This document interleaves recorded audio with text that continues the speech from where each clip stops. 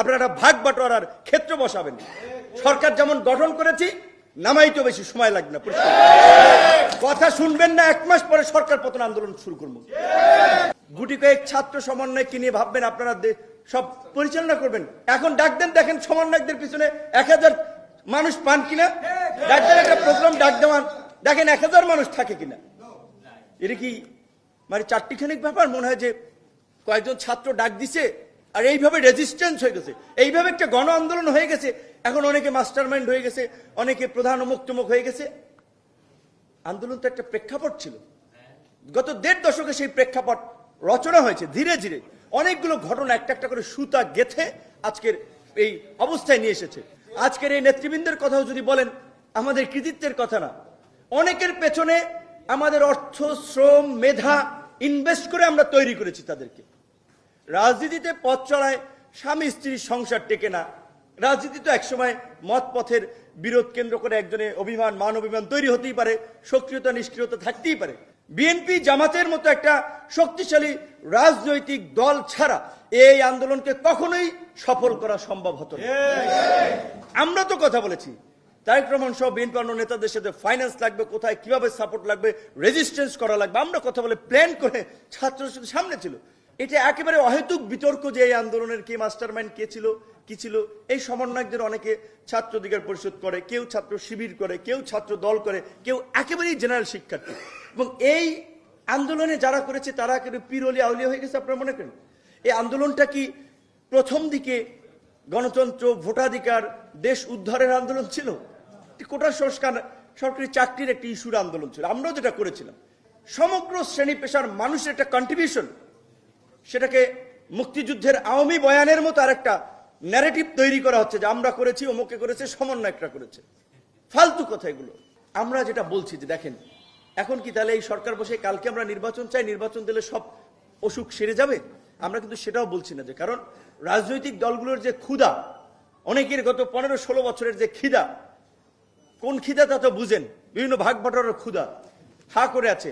রাতারাতি নির্বাচন দিলেও দেশের অবস্থা ভালো হবে না। জাতিসংঘ থেকে ফিরে আসতে অবশ্যই বলবো, আগামী 1 মাসের মধ্যে সরকারের এই কাঠামোকে বর্ধিত করে ফাংশনাল একটা কাঠামো করেন। বিএনপি, জামাত সহ মেজর পলিটিক্যাল পার্টিগুলোর সাথে আলোচনা করে তাদের রিপ্রেজেন্টেশন নিয়ে সরকার কাঠামোকে পরিবর্তন করেন, একটা শক্ত সরকার করেন, দেশকে সেইভাবেই পরিচালনা করেন। সবাই সহযোগিতা করতে রেডি।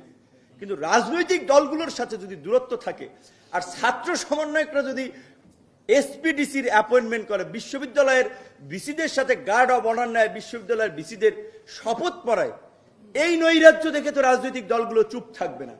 স্বাভাবিকভাবেই তখন তাদের মধ্যে শঙ্কা তৈরি হবে, এইটি আবার কোন জমিদার, নতুন জমিদার শ্রেণী তৈরি হচ্ছে। পাশাপাশি মেজর সবচেয়ে বড় যেটা আমরা বলছি, নির্বাচন ব্যবস্থার পদ্ধতিতে দ্বিকক্ষ বিশিষ্ট পার্লামেন্ট এবং সংখ্যানুপাতিক নির্বাচন, যে একটা ইনক্লুসিভ পার্লামেন্ট হয়, সেই ব্যবস্থার দিকে যেমন আমাদের যেতে হবে। পার্বত্য চট্টগ্রাম আপনাদের কি নর্মাল ঘটনা মনে হয়? এগুলো একটু চিন্তা করবেন। পার্বত্য চট্টগ্রামের এই সন্ত্রাসীদেরকে আধুনিক অস্ত্রশস্ত্র কারা দিয়েছে? ভারতের সাথে ওই অঞ্চলের বর্ডার। ভারত সব ধরনের সহযোগিতা এই মুক্তিযুদ্ধের পরপর থেকে করে আসছে এবং ওই অঞ্চলকে অস্থিতিশীল করার চেষ্টা করে যাচ্ছে। সেদিন ইন্ডিপেন্ডেন্ট টেলিভিশনে 13 মিনিট আপনার মাইকেল চাকমার ভাষণ শুনলাম। সে তার ভাষণে স্পষ্ট দেশদ্রোহিতা রয়েছে। তার ভাষণটি সবাই শুনবেন। তিনি স্বায়ত্তশাসন চাচ্ছেন পার্বত্য চট্টগ্রামে। বাংলাদেশ কি কোনো প্রাদেশিক সরকার আছে যে পার্বত্য চট্টগ্রামে স্বায়ত্তশাসন দিবে? তারা সেখানে সেটেলার বাঙালি বলে ওইখানে যারা আছে তাদেরকে সরিয়ে আনার জন্য বলছে। কারা সেটেলার বাঙালি? বাংলাদেশের মানুষের যে কোনো প্রান্তে ভূমি কেনার, বাড়িঘর করার অধিকার রয়েছে। এই যে এনজিও মার্কা শব্দগুলোকে স্টাবলিশ করাচ্ছে ন্যারেটিভ যে সেটেলার বাঙালি আর পাহাড়ি, পাহাড়টা তাদের বাপদাদার, আর ওইখানে আর কেউ যেতে পারবে না। সুতরাং এই ধরনের ষড়যন্ত্রমূলক যে কোনো তৎপরতা রুখে দেওয়ার জন্য আমাদের প্রস্তুত থাকতে হবে। এখন এই সরকার যদি নরবর সরকারে হয় তাহলে তো সেটা পারবে না। এই রকমের দেশদ্রোহী কর্মকাণ্ডে যারাই জড়িত আছে তাদের বিরুদ্ধে সামরিক বাহিনীকেও বলবো, নির্বাচন কবে হবে পরে, ওটা রাজনৈতিক দল ঠিক করবে, সরকার ঠিক করবে। আপনারা পাহাড়ে মনোযোগ দেন। পাহাড় থেকে অস্ত্রধারী সশস্ত্র